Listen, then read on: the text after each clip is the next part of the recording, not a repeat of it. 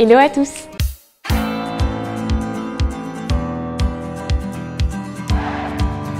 Aujourd'hui, on va pas parler d'équipement pompier. Ah bon? Mais on va parler de quoi alors? On va parler d'accessoires. Comme la tête-mousse? Dans le principe, oui, mais nos accessoires du jour sont des clés. Des clés? Comme pour ouvrir des portes? Alors non, pas exactement. Ces clés-ci sont des clés avec des formes spécifiques pour s'adapter aux besoins des pompiers.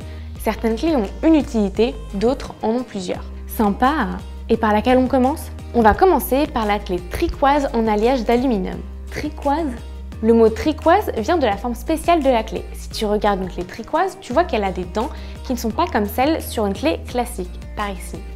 En fait, elle a 3 faces, ou parfois 3 angles, qui sont conçus pour mieux attraper et tenir des écrous ou des pièces de forme irrégulière. La clé tricoise en alliage d'aluminium est utilisée pour serrer et desserrer des raccords DSP et guillemins. Pour savoir ce que sont les raccords, je vous conseille d'aller voir la vidéo sur le sujet. En fonction de la taille du raccord, il existe différentes tailles de clés. Cette clé s'utilise sur des raccords allant de 50 à 100 mm de diamètre. La clé est très légère, ergonomique, même avec des gants. La plupart des clés sont en aluminium pour ne pas créer d'étincelles afin de ne pas déclencher de feu. Pour ceux qui ne savent pas, la chaleur est un des éléments du triangle du feu. Si vous ne savez toujours pas de quoi je parle, je vous recommande de regarder la vidéo sur le triangle du feu.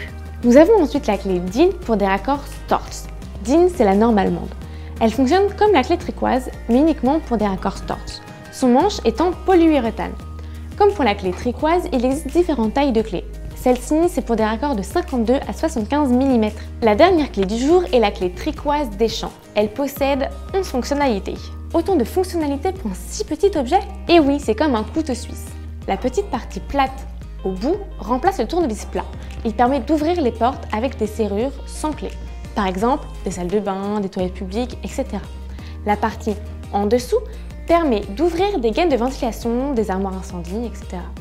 Le carré, juste ici, permet d'ouvrir des prises de colonnes sèches. C'est ce qui permet d'avoir de l'eau accessible dans les immeubles, par exemple pour éteindre des feux. Le triangle, ici, permet d'ouvrir des coffrets de poteaux incendie. Les deux hexagones, ici et ici, servent à dévisser des écrous de différentes tailles. Toute cette partie arrondie, ici, c'est comme les clés qu'on vient juste de voir. Elle sert à serrer et desserrer des raccords. La petite partie carrée, juste ici, permet d'ouvrir des fenêtres et des portes sans poignée. Et le triangle au bout sert à ouvrir des coffrets EDF, GDF et des coffrets électriques. Ah ouais, c'est vraiment utilisé pour plein de choses. Et oui, et cette partie juste ici peut servir de décapsuleur. On voit l'utile à l'agréable maintenant. Et oui, sur ce, à la semaine prochaine et n'oubliez pas d'aimer la vidéo, de laisser un commentaire, de vous abonner, d'activer la cloche pour ne louper aucune de nos vidéos.